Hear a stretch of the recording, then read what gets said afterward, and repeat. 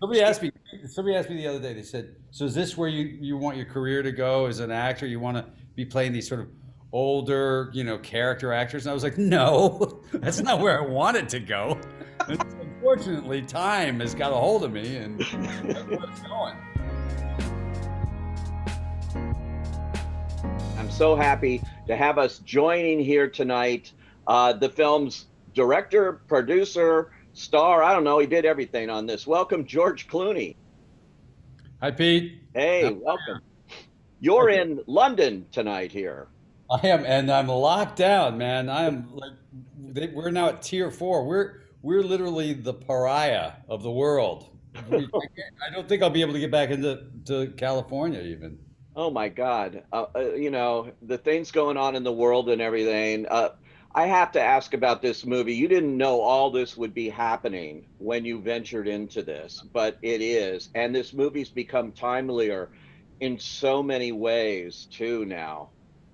Yeah, when we started it, the thought was that we were going to tell a story about regret and about redemption, and we were going to tell a story about coming to terms with the things that we are capable of doing to one another if we don't pay attention, if we're not diligent, if we ignore science, if we allow the hatred to fester, not just within our country, but within internationally.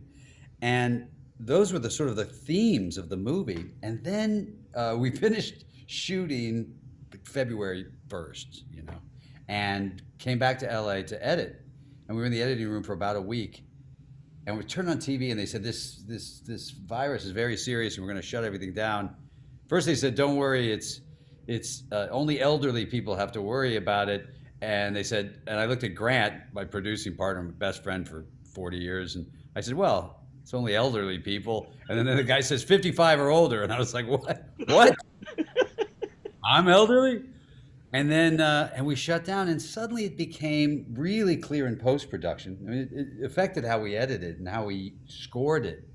It became really clear that it was a story about how deeply we need to be in contact with one another and to be home and to be able to see the people you love in person. And those sort of stories started to become more and more resonant. Hello, this is Barbeau Observatory. An outpost child has been let. What's your name? Your name? What's your name? She's an unidentified child. She's 7 or 8. She's alone. Somebody has to come back.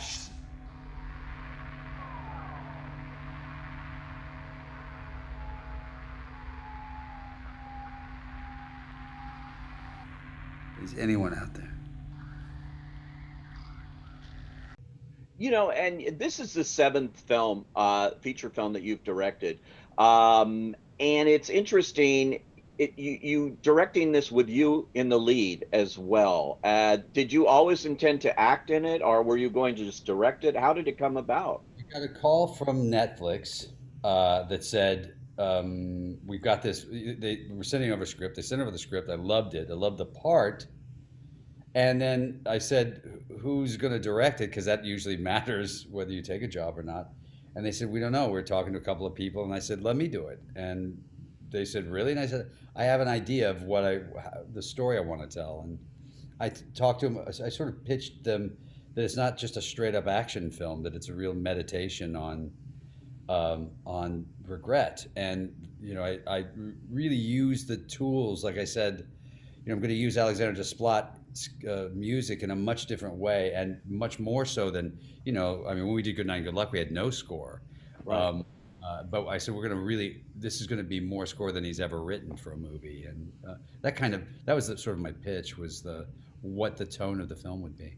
And yeah, it's intimate at the same time, but when you look at the elements of this, you're making two epic movies in one set in the Arctic, which is like incredibly difficult, I imagine, to film that kind of scene, and then one in outer space. I mean, Yeah, nice challenges you set up. I've been around for a while. I got nothing else to do. I got twins at home. I got to get out of the house, Pete. Dude, I got to get out of the house. It was, we shot the first, we shot my stuff first. So we shot all the snow and the ice station and all that stuff. We shot all that first. We went away for the Christmas vacation, and the whole time we'd been building sets and training actors to work on wires and stuff, and came back out of the first of the year, and then we shot, our half version of Gravity, along the way. So it was, it was like doing two films, but it was fun. It was exciting, and it was also really nice to not have to direct yourself for the second half. Well, you're actually rushing it a little bit because you're, 10 years younger than the character Augustine was in the book, actually. And Yeah, so but I always aged up. I looked at it as being, about my age. Since if you look at the age of everybody, since they've seen the film, they look at the age of the actress who plays my daughter, and that made sense in a way. So 30 years old, and 30-year-old daughter, basically. So I'll be 60 this year. Really looking forward to that. So it felt about right. You look good for 60. Yeah, You know, sure. 60 is a new 50 anyway. This is what I keep saying. Do you do this every 10 years, right? Yeah, Do it's it every 10 years. 40 is a new 30. yeah, you're going to be our poster boy here for that. You mentioned the girl in it, and looking at her, what an extraordinary find! Just that face, and wow, She'd never acted before, She's a little Irish girl, a little tough Irish girl, really sweet, and her mom is spectacular. And we read 200 kids, All of them did a great job, but she walked in and immediately her eyes were just amazing. And she, it's hard because she has one line. And, the trick was to say, okay, how do you know if she can do it? And by the way, do you know if she's going to like melt down on the set? You don't know any of those things. And so you had to sort of spend time with her. And then we went outside. And the only thing that I was worried about, because an actor's jobs, one of the harder things to do is to be scared, to look scared, particularly not just for a kid, for every actor that I go, "Ah!" It's not easy to do and to be believable. So we ran around outside and I go, give me your scared face. And she gives me this like, terrified look. And I was like, that's fantastic. And when we shot it, I think I did it in one take with her. She's just great. She was fantastic. wow, and you're really working out there with her in those elements. Where did you shoot it? Iceland? It was in. Out on a Yeah. glacier in Iceland. And it was interesting. You get out there, first of all, again, in terms of denying science, the people who are on the front lines of this, of global warming, they don't deny it at all. The glacier is melting. Yeah. Was the second largest glacier in Europe. But there we are on this glacier. You go way out. You have to drive way out to get where we needed to be, and it's sunny. It's probably 20 degrees below zero, but it's sunny. You'd see for 100 miles, and we're waiting because it's not snowstorms that you see hitting us. It's actually windstorms. It wasn't snowing at all. So you're waiting, and you see this wall coming towards you and coming closer, and we're all tied to one another by rope because you can just get blown away or get lost in it. And so we're all tied to each other, and then, you're waiting. We shot this on 65 millimeters, so that's handheld 65, and the cameras guys are holding it like this, and in comes this blast at like gusts to 70 miles an hour, and you're just trying to hold on and all of a sudden it's completely dark. You can't see the sun, and you could last for about a minute, and then my eyelashes would freeze shut, and then I'd have to go in and take a blow dryer and melt them so I could go back out and shoot again. So it was chasing Wow. the weather, chasing wind. It's like, wow. I mean, that's challenges enough.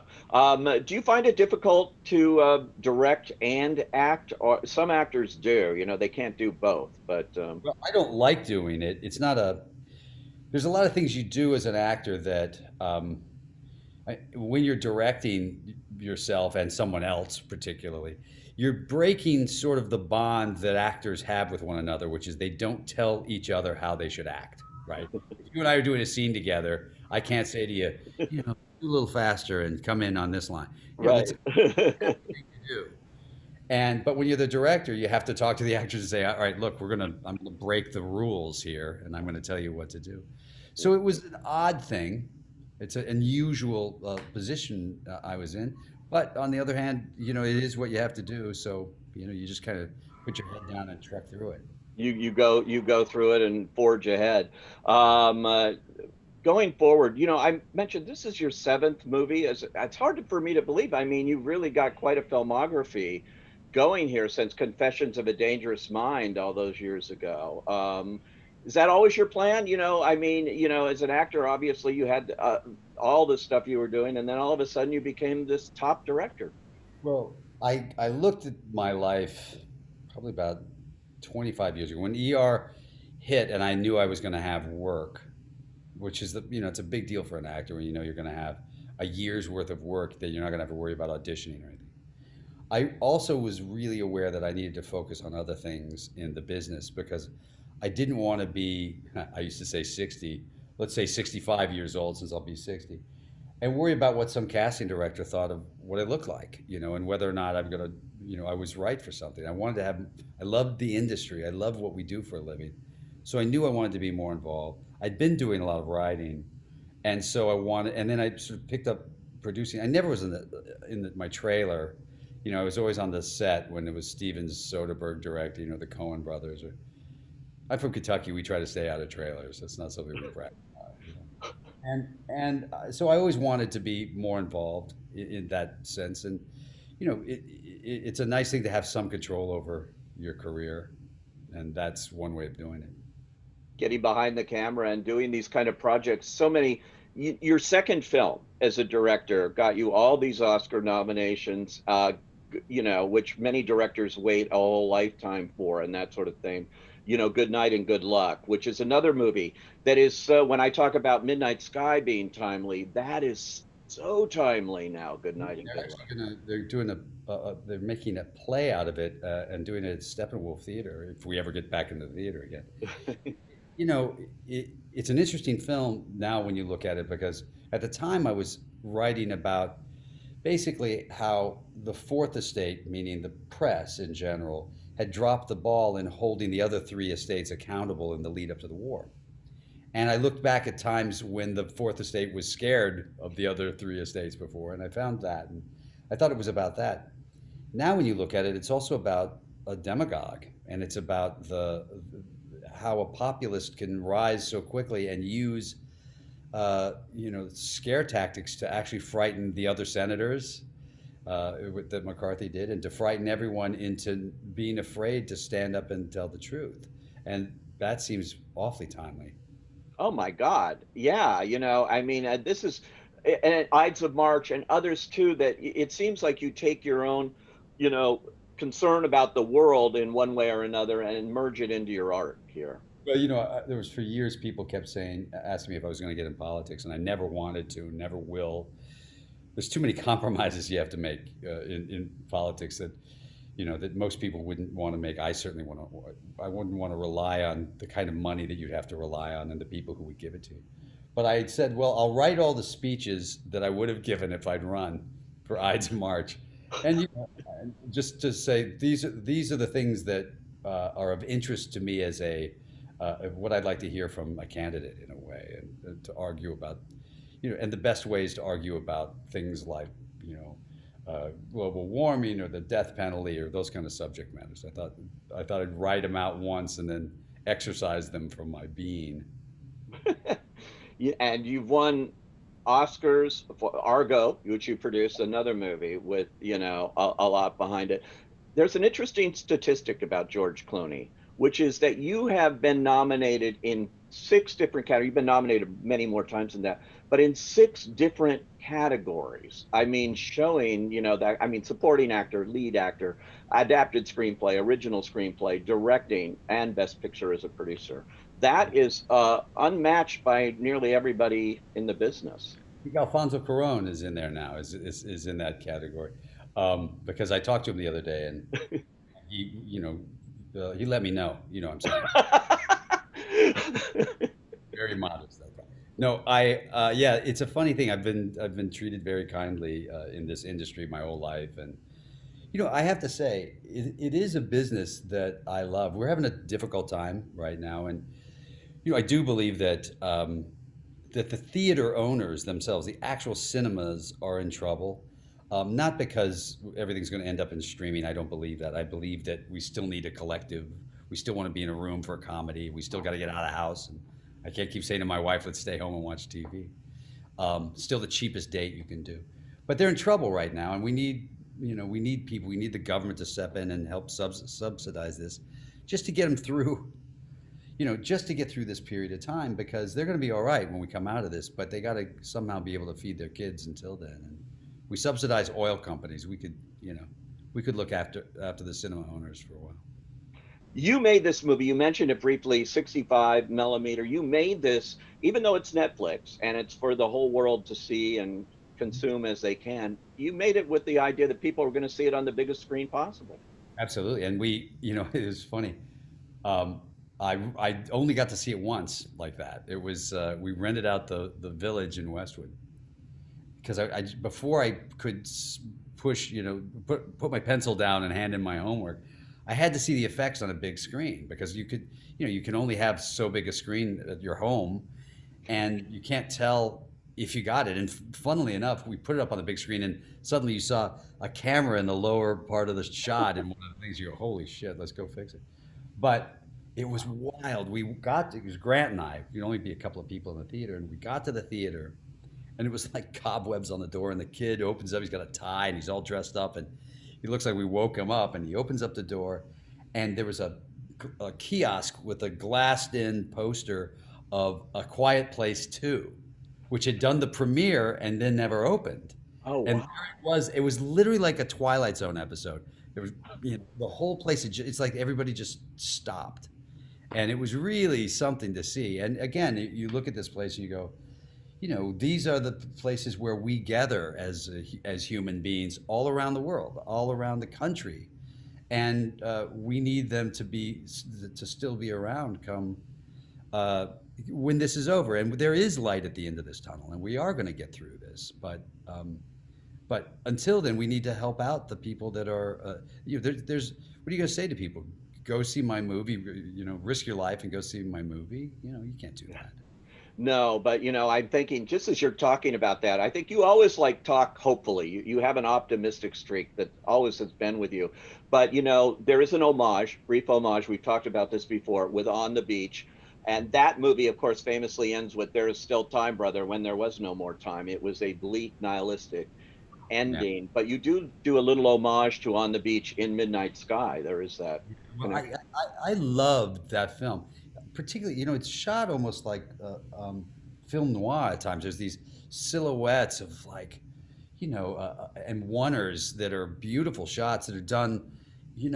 Stanley Kramer was a really good director. And he did some beautiful films. And that film, when you're watching it, this profile shot of Fred Astaire in it, where he kind of walks into this scene. It's the only dramatic role I think he ever played, and there is so much about that film that I loved, and the ending tears you up because, of course, it was a cautionary tale, as we were all living these cautionary tales. You and I are around the same age. I had duck and cover drills when I was in school Yeah. because we knew it wasn't if, but when the Soviet Union and the United States would exchange nuclear arsenal. So you're dealing with that. This one is one where, in this film, the reason I liked it, there was a lot of On the Beach in this film, but there's an ending that says, that's hopeful. There's an ending that says there is redemption for this guy, and in a way, redemption and a cleansing of our souls, and that this effort, for us to exist, is worth the fight. And I like that. I think that's a good message to have. And that is, especially at holiday time, as this movie's coming out now, it's a perfect time for this, I think. To Well, obviously, we'd much rather be able to see it in the cinema first and then put it on Netflix, and no one have to deal with all of the stuff we've gone through the last year. But a couple more months. Everybody, put on your mask. We'll get through this. We're on our way. Good way to end. And thank you, as always, George. Thank you for joining us, and thank you for taking us behind the lens of your career as a director too. It's an important one. Well, you're always very kind, and it's Good to see you. Stay safe and stay healthy and have a happy holiday. Absolutely. Thanks, George.